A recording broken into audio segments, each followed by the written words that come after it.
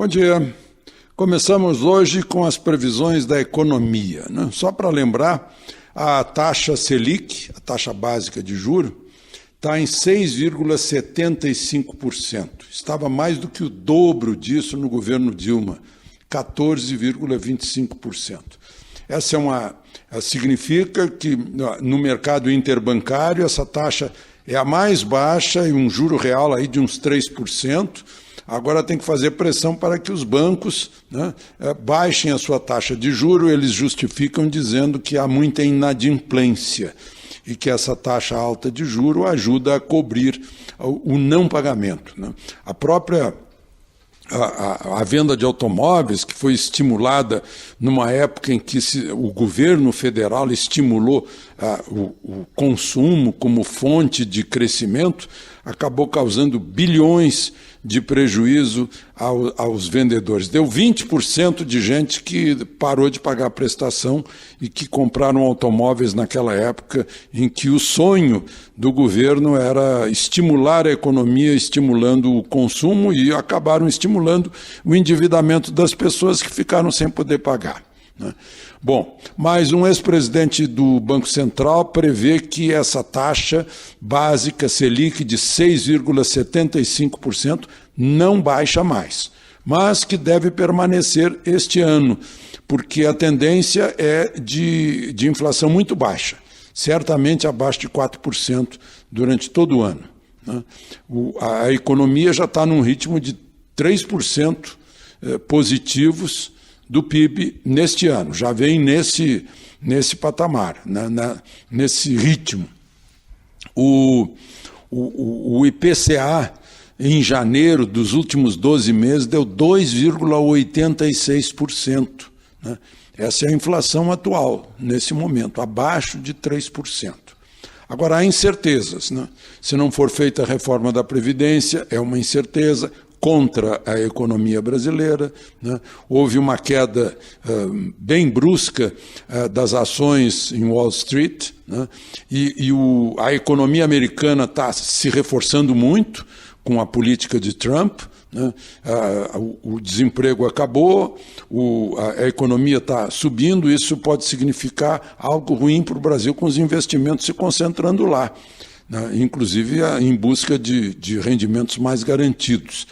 Na verdade, o Brasil está perdendo mais um momento de reformas que já deveriam ter sido feitas. Um outro ponto positivo na política é que uma eleição sem Lula, né, o Lula está impedido pela lei da ficha limpa, reduz a preocupação de eleição de um candidato populista, né? Mas a gente não sabe nem quem serão, qual é a lista de candidatos. A Organização dos Estados Americanos mostrou que 70% das crianças venezuelanas de até 5 anos estão desnutridas. Estão entrando 40 mil venezuelanos por mês na Colômbia. Esse é mais ou menos o total de venezuelanos que está em Boa Vista, capital de Roraima, né? Significa mais de 10% da população de Boa Vista. Isso não é surpresa para ninguém, né? Quem não sabe da fome sob o desastre comunista na União Soviética, os desastres socialistas na Grécia e Portugal, né? Em Cuba. A China abandonou há tempo Marx e continuou com Confúcio, né?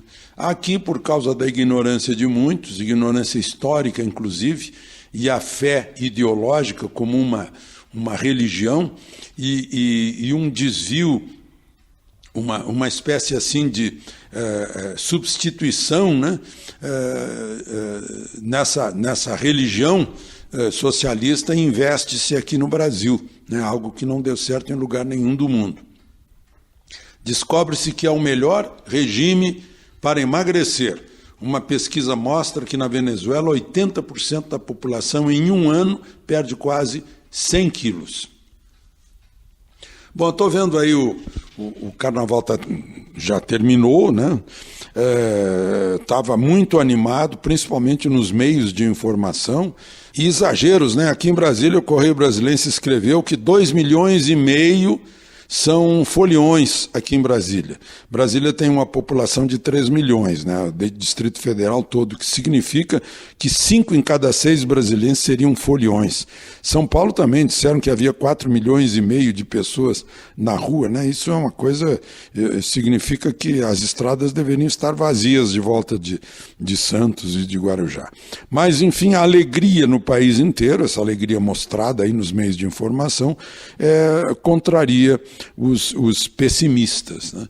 Eu fico sempre lembrando, faz 11 anos que, um pouquinho antes do Carnaval, bandidos arrastaram um menino de 6 anos, João Hélio, pelas ruas do Rio até a morte, né?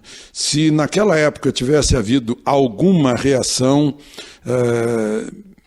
não houve, né?